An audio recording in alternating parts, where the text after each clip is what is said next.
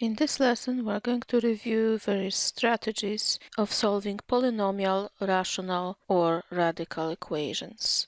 We'll start with polynomial equations. The usual way of solving polynomial equations is by factoring.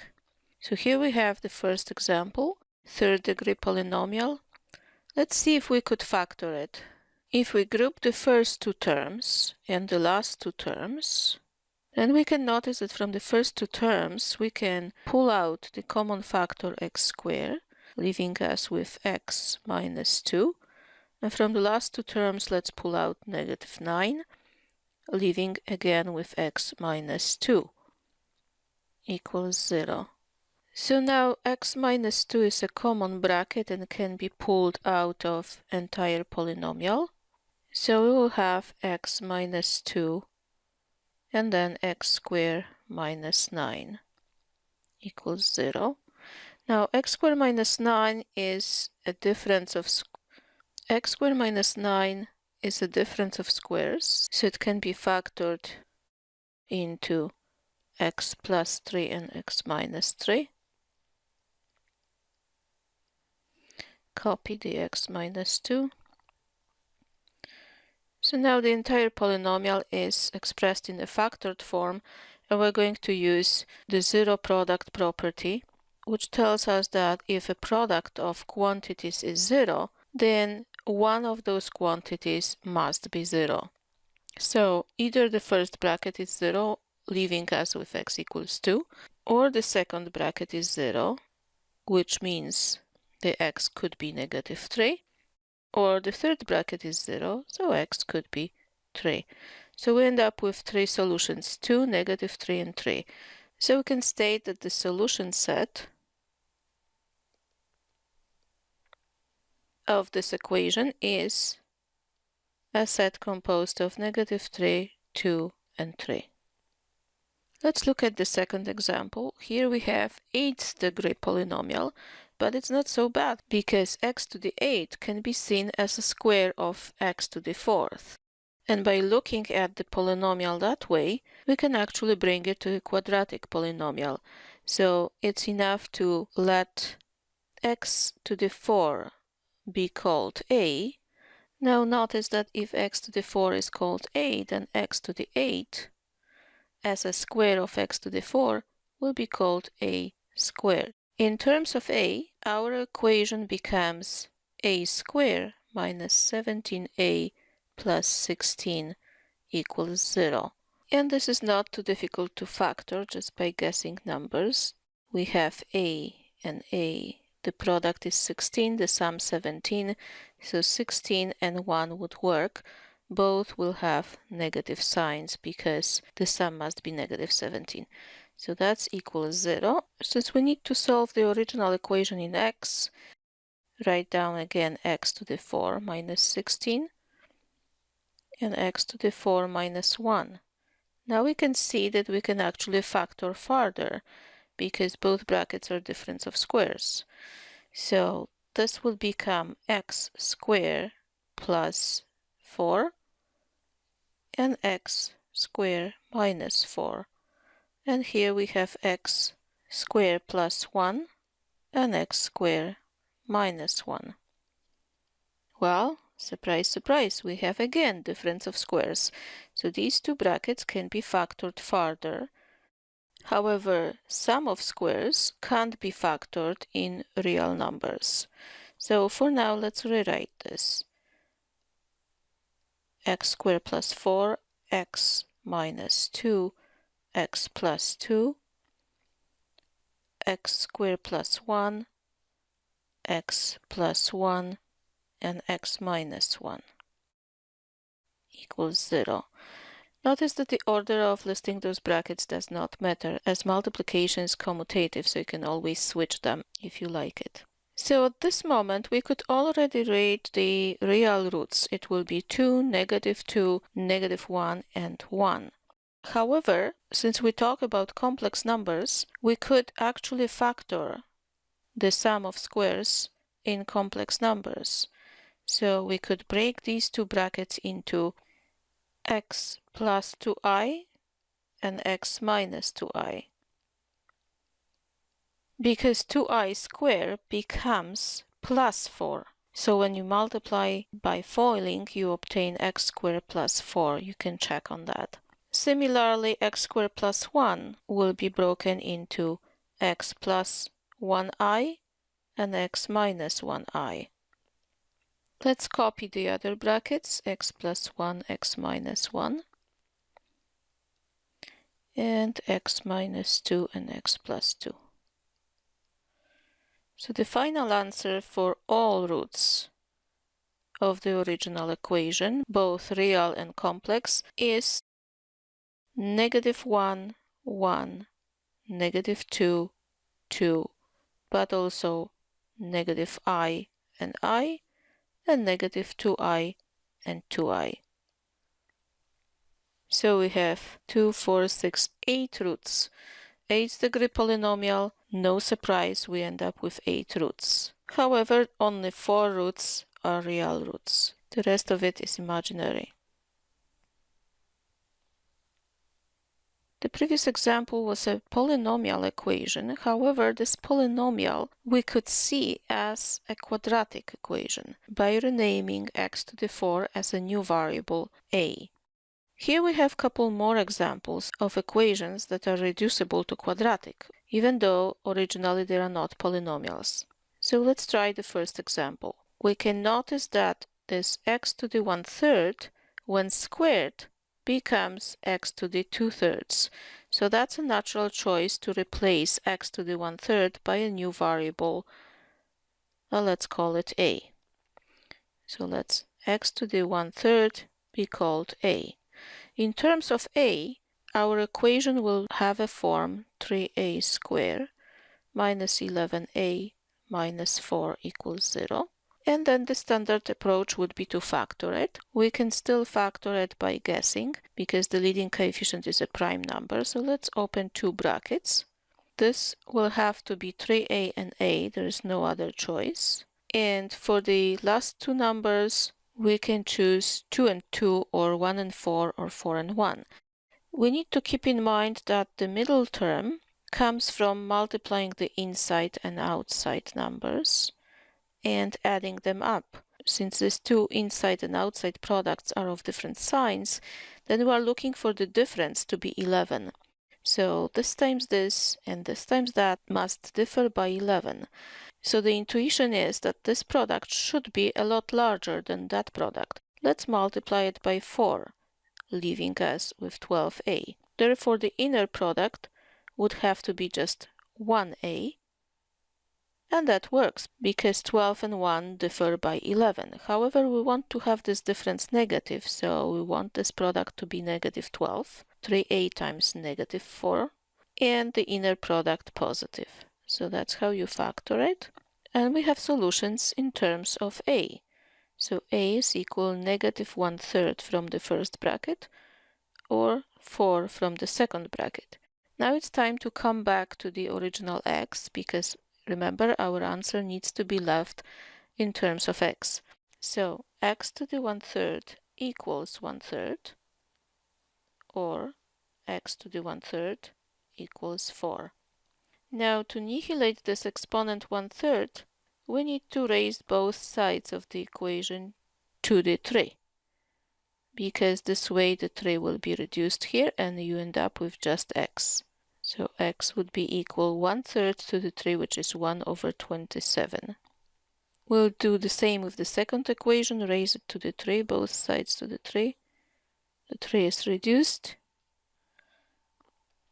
and we end up with x equals 4 to the 3, which is 64.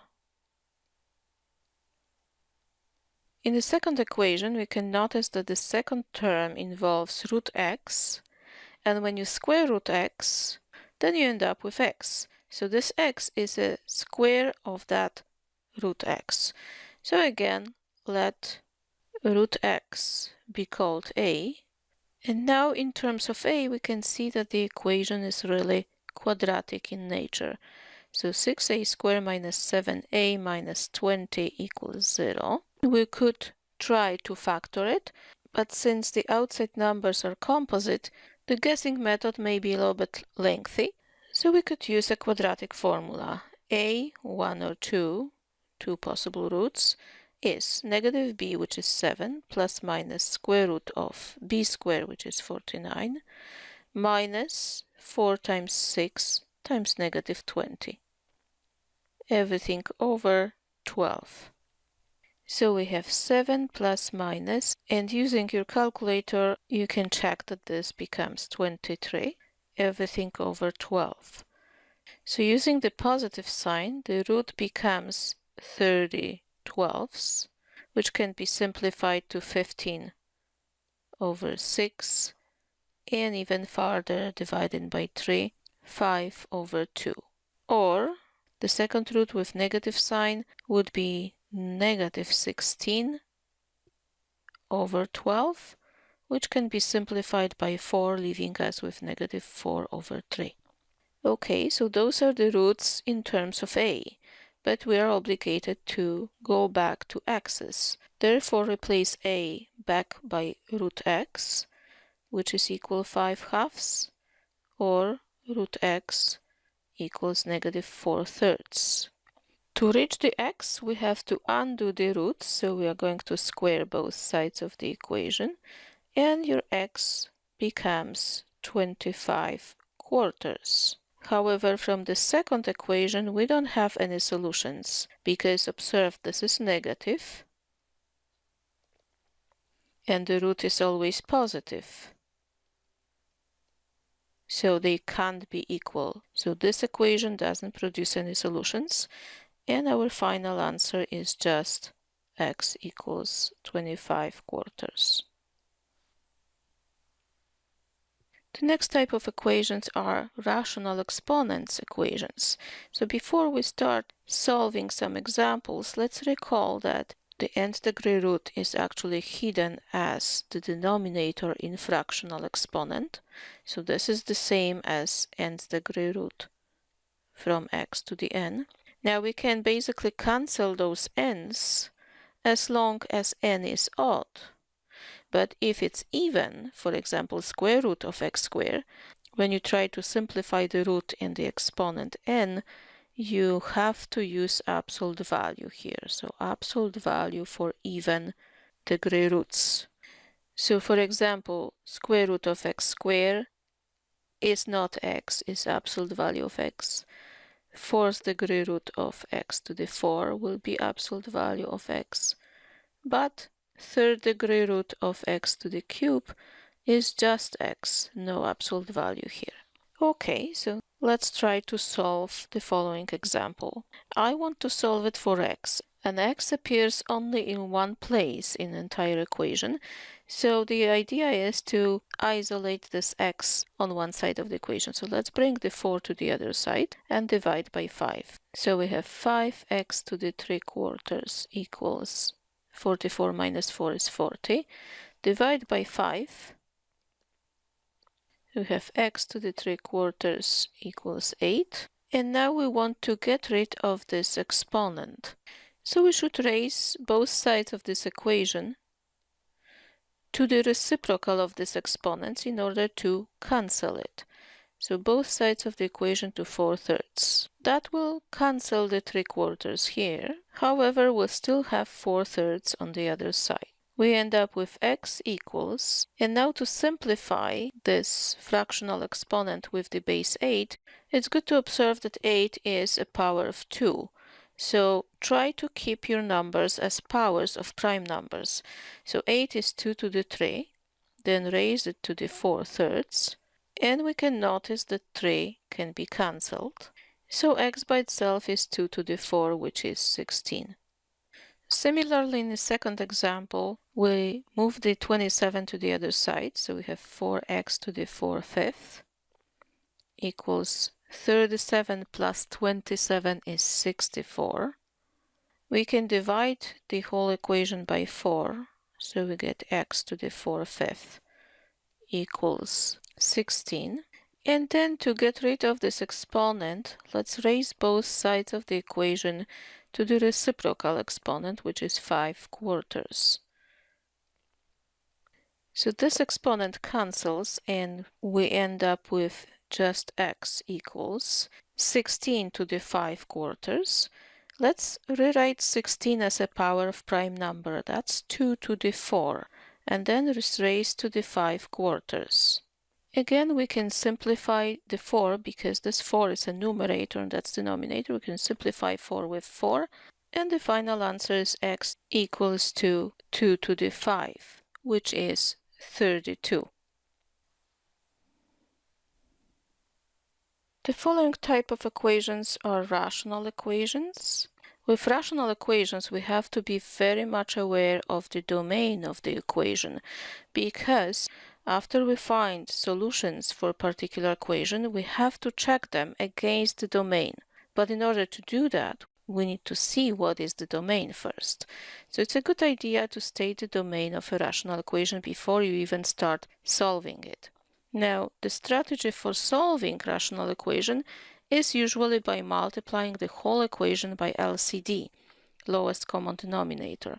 Multiplying equation by lowest common denominator causes that your resulting equation will not have any denominators, will be a polynomial equation, which we already know how to solve, usually by factoring. So let's try the first equation. To state the domain of the first equation, we are protecting denominator not to become 0, so x can't be 1. Therefore, we can write domain is all real numbers, but not 1. So capital R minus a set composed of one element 1. To solve this equation, we need to multiply by common denominator, which is just x minus 1. That means each term, there's 3 terms, each of those terms needs to be multiplied by the bracket x minus 1. So we end up with 2x times x minus 1. Second fraction, the denominator will be actually reduced with x minus 1, so you end up with just 3. And third fraction, again, denominator will be reduced, you end up with negative 7x plus 10. Now we can see that this equation will result in a quadratic equation. Let's multiply everything. 2x squared minus 2x plus 3. Bring everything to one side, so it's plus 7x minus 10 equals 0. Collect like terms, so it's 2x squared plus 5x minus 7 equals 0. And this is actually possible to factor, so prepare 2 brackets equals 0. 7 will be 7 and 1, so I can write 1, 7. 2x, I can put 2x here or 2x there. So for now, just write down x and think where to place the 2. The difference between the inner and outer product will be 5. So 7 times 1 will be 7x, and 1 times 2 will be 2x. So the difference will be actually 5. And the difference must be positive, so this product is positive and that product is negative. We have it factored. Therefore, we end up with 2 possible solutions. X is 1, or from this bracket, when you solve it, you end up with negative 7 over 2. At this moment, if you have any problem to see the negative 7 over 2, please solve it on the side. 2x plus 7 equals 0. Therefore, bring the 7 over 2x equals negative 7 and divide by 2. Yes, we have negative 7 over 2. So to read the roots directly from the bracket, you take opposite sign to the free number and divide it by the leading coefficient. This way, you will save yourself this little calculation here. Please don't forget to check if your solutions are actually in the domain of the equation. Well, this solution is, no problem, but that one isn't because 1 is not in domain. We can't use 1 for x in the denominator because then the denominator would be 0. So we have to exclude this solution. It's not good, and just give the explanation not in domain. Therefore, the final answer is just one root, one solution, negative 7 halves. Let's try the second equation. Again, at first, let's figure out what's the domain. Well, I need to protect this denominator and also that denominator. So I need to make sure that 2x plus 1 is different than 0, which gives me the condition x is different than negative 1/2. And also x plus 2 must be different than 0, so x is different than negative 2. Now I'm ready to give the domain. Domain is all real numbers except for these two numbers, negative 1/2 and negative 2. Okay, now I can start solving this equation. Let's multiply the whole equation by common denominator, which is these two brackets. If I multiply the first fraction by these two brackets, the x plus 1 will be reduced with the first bracket. So what remains is 4 minus 3x times the second bracket, x plus 2. Next, the x plus 2 will be reduced with x plus 2, and what remains is 3x plus 2, your previous numerator, times the missing bracket. The missing bracket is 2x plus 1. Finally equals, again, the numerator 4x minus 5 times the missing bracket, which is x plus 2. So this time our equation is a little bit longer. Yes, we have to perform all these multiplications. So let's try it. So if I multiply 4 times 2, I have 8. Then if I multiply 4 times x and negative 3 times 2, I have 4x, negative 6. So 4 minus 6 is negative 2x. And finally, the x squared term will be negative 3x squared. Now I will change the color for the second pair of brackets. So 3x times 2x is 6x squared. Now when I look for the x term, I multiply 3x times 1 and 2 times 2x. So it's 4 plus 3 is 7x plus 2. And finally, the last pair of brackets, 4x times x is 4x squared. Then 4x times 2 and negative 5x. So it's 8 minus 5 is plus 3x and minus 10. Now we're going to bring everything to one side and collect like terms. So 6 minus 3 is 3 minus 4, negative 1x squared. Now this negative 2 and plus 7, you have 5x minus 3x is 2x. And finally, 8 plus 2 is 10, plus another 10 is plus 20, equals 0. Now, I wish to change this sign. I wish to start with positive, so it will be x squared minus 2x minus 20 equals 0. Since we can't see two numbers that multiply to 20 and differs by 2, let's follow quadratic formula to solve for x. So x1 or 2 is 2 plus minus square root of b squared, which is 4, minus 4 times a times c over 2. So we end up with 2 plus minus root 84 over 2.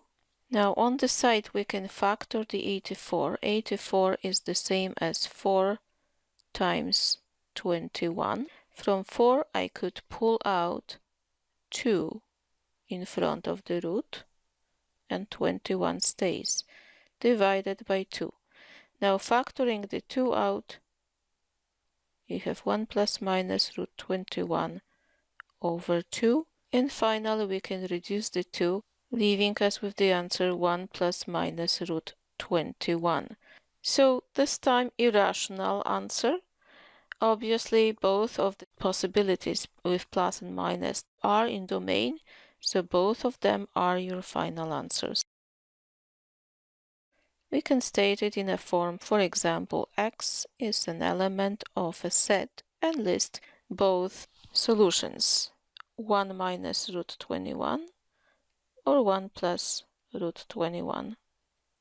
As you notice, I write a final answer in many different ways. You can just state what the x is.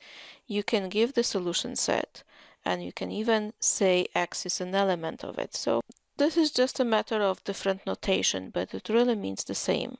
So you're okay to give answer in any of those forms. And the last type of equations that we will talk about are radical equations. In radical equations, similarly as in rational equations, we have to check our final solutions against the original equation. Why it is so? Because during the solving process, sometimes I'm squaring variable expressions, which I have no idea if they are actually positive or negative. So sometimes I may obtain extraneous solutions. Those are really not good solutions for the original equation. Those are solutions that we came up with during the solving process. However, the solving process involves squaring, and we don't always check if we square by any chance something that was originally negative. That's why it's critical to check at the end if your solutions work with the original equation. So let's try these two examples. When solving radical equations, the first rule is to isolate single radical on one side of the equation. So here we would like to isolate this root of 5x minus 1 and bring the 5 over. We'll get x minus 5. Now at that point we would like to square both sides of the equation. So we're squaring like that. But notice I'm squaring unknown expression. Who knows if this expression is positive or negative? It depends what the x is, right? However, I'm still doing it because it's easier to get the possible solutions, and then I'm going to check which ones will actually work for the original equation. So the square will cancel the root and we end up with 5x minus 1 equals. Now perform the perfect square formula. Remember to use three terms: a squared plus or minus double the product plus b squared. Let me remind you the formula again: a plus or minus b squared. End up with three terms: a squared plus minus double the product plus b squared. So we end up with x squared minus 10x plus 25. Let's bring everything to one side, for example to the right side, to make x squared positive. That will be negative 15x and plus 26 equals 0.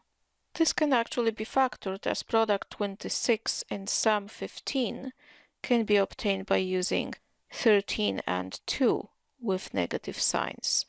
So we have x minus 13 and x minus 2 equals 0.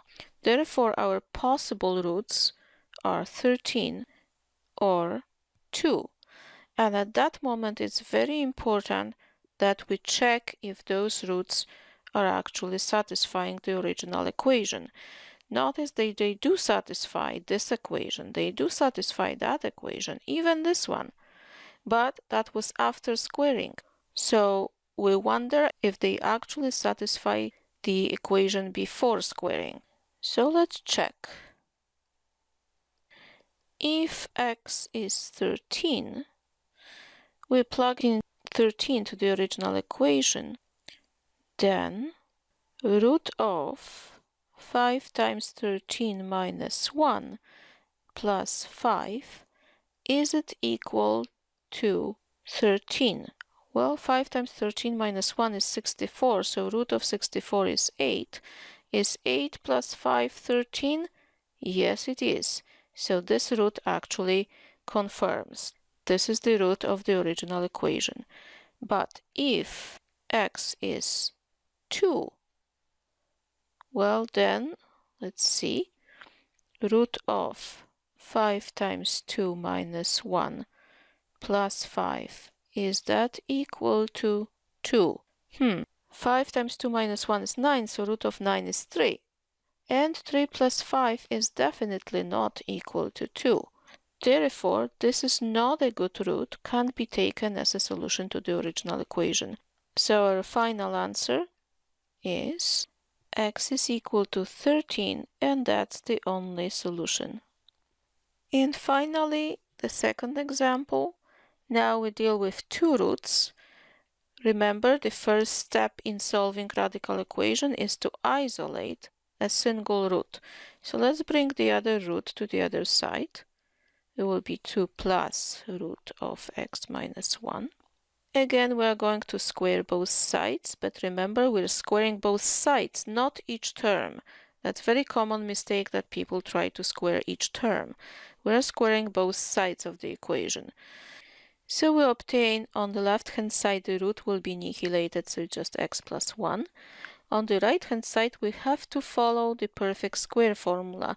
So you will end up with 3 terms. 2 square is 4. Double the product of your terms is 4 times root. And the last term square, the root disappear, you have just x minus 1. We still have a root, but only 1, not 2. So it's a better position. Again, we're going to isolate this root and then square both sides of the equation.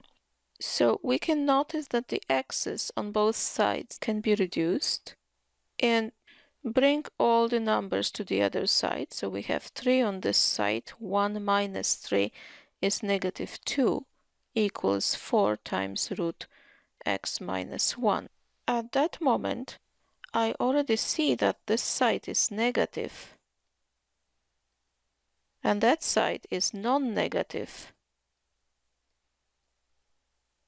which means either positive or 0. So these two sides, they actually will never be equal no matter what the x is, right? Because the root is always positive or 0 and this is negative. So I can state no solution already at this step.